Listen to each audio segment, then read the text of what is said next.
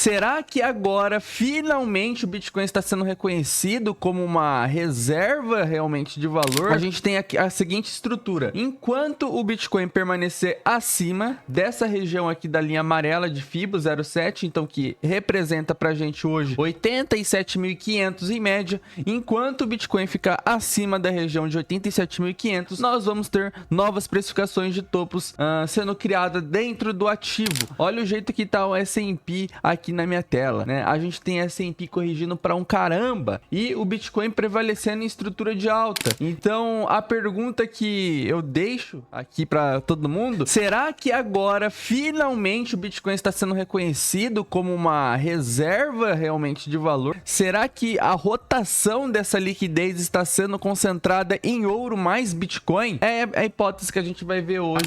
Então, a gente tem essa estrutura aqui, enquanto a precificação estiver acima de 87.500, nós vamos ter uma estrutura de alta cada vez mais forte sendo criada dentro do Bitcoin. Tá. E cada vez mais as barras de negociações em 4 horas, elas são maiores. Conforme, olha só isso daqui, a gente tem essa barra gigantesca, depois a gente tem essa barra, depois essa barra que ela estava sendo mais uma barra de indecisão dos players, ela acabou fechando numa situação bem interessante, né? A próxima também, a gente encerra esse movimento aqui do candle da 1h da manhã, a gente encerra sem pavio nenhum, né? Não tem pavio aqui, então a estrutura no mercado, os players compradores estão, será que finalmente enxergando o Bitcoin como essa hipótese? Fica essa pergunta, né? Então eu falo assim, 89.300 até uns 89.400 seria a zona de negociação aqui em cima. 89 mil dólares é logo a região de FIBO de 0,786, tá? Então, aqui, pelo que eu estou enxergando, a gente tem um livre caminho para chegar aqui tranquilamente, tá? 89 mil dólares, onde tem a liquidação. Aqui, ó, o dinheiro maior, né? Enquanto a gente permanecer acima de 87.500, que representa essa zona de controle de FIBO, tá? Em 0,7, a gente vai criar umas estruturas cada vez maiores de alta dentro do ativo, tá? Não tenho o que falar. Qual que é o contexto que a gente tá vivenciando? Eu dei uma estudada ontem sobre todo o movimento de S&P, Nasdaq, a gente tem, cara, diversos indicadores técnicos. A bolsa lá fora em si está sofrendo. Eu dei uma olhada em alguns vídeos, né, para me dar uma auxiliada, algumas notícias, enfim. Eu tirei uma conclusão aqui sobre tudo isso. Qual que é o recapítulo de tudo isso, tá? Recapitulando toda a ideia que eu tô aqui. No início do ano de 2025, quando a gente tem o anúncio do Trump assumindo a presidência dos Estados Unidos. Era todo aquele movimento de euforia.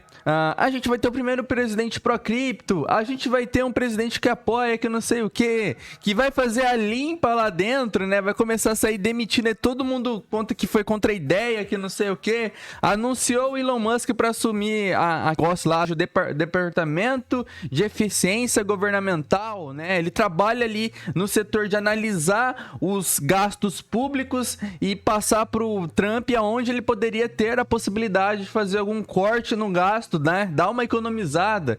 Então a gente tem todo esse movimento de euforia, né? Desde a criação do Doge, que é realmente voltado pro token, para quem não tá entendendo e entende que não é, sim. Toda essa nomenclatura é voltada para isso, para cripto.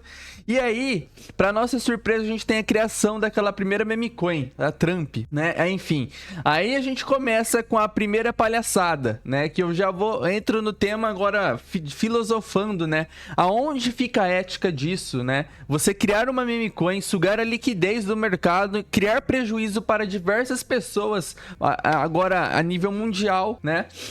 Aonde que fica a ética nisso? Eu na minha opinião, acredito que isso... acredito não, né? É minha opinião.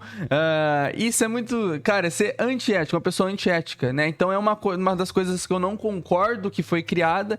Aí a gente tem a liquidação, né? De toda a grana ali, desde a saída do dinheiro da meme. Depois a gente tem a criação daquela Mela, né, que também foi para sugar. Então, realmente, eu acredito que lá dentro da mesa desse Trump deve ter algum trader lá operando para esse cara aí e fazendo todos os movimentos, já sabendo da informação do que vai acontecer. Porque basicamente toda a movimentação que a gente tem aqui de criação de taxação, de criação de narrativas negativas, né, taxa país de lá, taxa daqui, de lá, enfim, isso tira a atratividade do investidor dentro dos Estados Unidos, né? Então a gente tem a criação desse impacto negativo e de fato a gente tem todo o mercado vindo contra você. A gente fica surpreso. Um ano que era para ser de expansão que a gente esperava, a gente está sofrendo agora com um mercado totalmente negativo, né? Aí a gente tem aqui criação da problemática com tarifas e criação da narrativa negativa. Isso criou o quê? Eu vejo que, cara, imagina só, você... Agora colocando no lado do power, né? Você lá, tranquilaço, agora você tem uma pressão de todo o mercado em cima das suas mãos, baseada na sua decisão. Só que mesmo você tendo essa pressão, o cara é uma pessoa muito neutra, né? Então o que a gente tem lá? O que tá acontecendo? O Trump, ó, se você não cortar juros, vai acontecer isso, isso, isso e aquilo. E o Power, por ser uma pessoa muito neutra, ele não vai tomar decisão baseada em falas de Trump, né? Ele já se provou, já se mostrou isso. Então, o que a gente tem? O que era meme há 5 dias atrás sobre possibilidade de demissão de Power, né? Ali do Fed, cara, hoje já é realidade, já tem lá...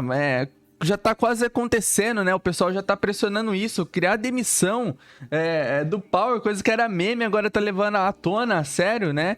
Então, ele, por ser uma pessoa neutra, o mercado sofre um pouquinho. Agora, imagina se a gente tem... um cenário da onde ele é afastado e entra uma pessoa nova. Essa pessoa nova vai ser bonequinho de Trump. Qualquer coisa que Trump falar, esse cara ele vai seguir. E hoje o que está acontecendo? O mercado ele já não está nem ligando mais para falas positivas de Trump. Se ele fala que o mercado compre ações, né? Essa foi a fala, o resumo. A gente está no melhor momento para compra de ações, não vendam ações, né? Foi as últimas falas, alguns dias atrás. E o mercado não tá nem aí, não tá precificando isso, tá jogando o mercado para baixo. Ou seja, a gente tem um cenário da onde ele tá querendo retomar com a recuperação, mas o mercado não quer seguir a fala dele, né? Então aí a realidade bate na porta. Aí a gente tem aqui, o mercado deixa de acreditar em Trump, né? E aí o que acontece? Agora com toda essa narrativa de tarifas em países, né? Então a gente tem ali China tarifada em 200%, renegociações de tarifas, né? Temos agora também à tona lá países que podem renegociar suas tarifas.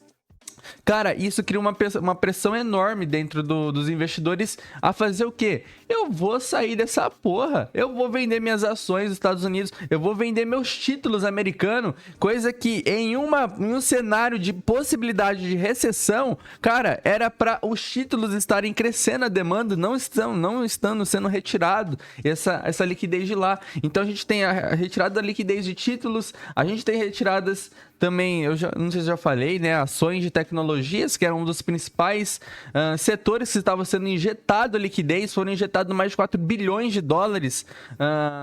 Há uma semana atrás foi divulgado isso, e mesmo assim a gente tem essa migração. E o que está acontecendo?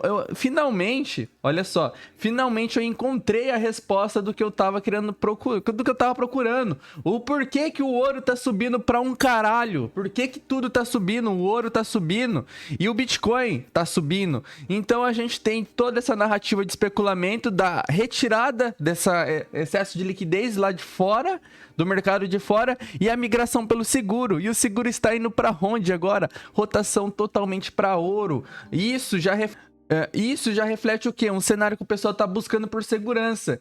E quando a gente menciona segurança, o porquê que a liquidez está sendo migrada pro ouro, a gente já sabe. É questão lá de patrimônio, reserva de valor. Mas por que o Bitcoin? Agora o Bitcoin vem à tona. Será que toda aquela batalha que ele via vivenciando anos após anos agora fielmente está sendo realizada? O Bitcoin está sendo considerado uma reserva de valor?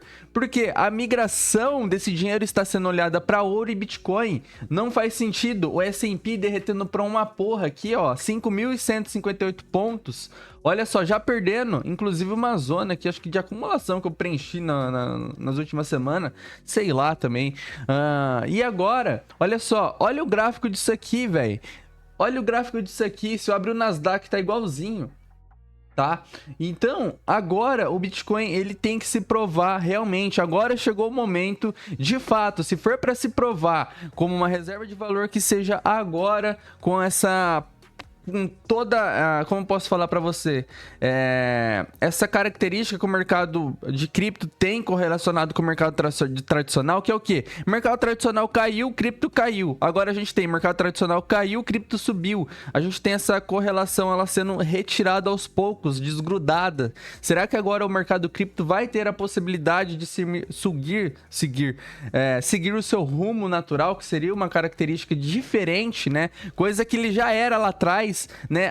Por conta da demanda de dinheiro institucional ser maior atualmente, a gente tem um cenário na onde, né, de fato, aí a gente correlaciona a precificação. Subiu um, subiu o outro. Caiu um, caiu o outro, né? A gente não tem mais isso acontecendo. Será que a gente chega num ponto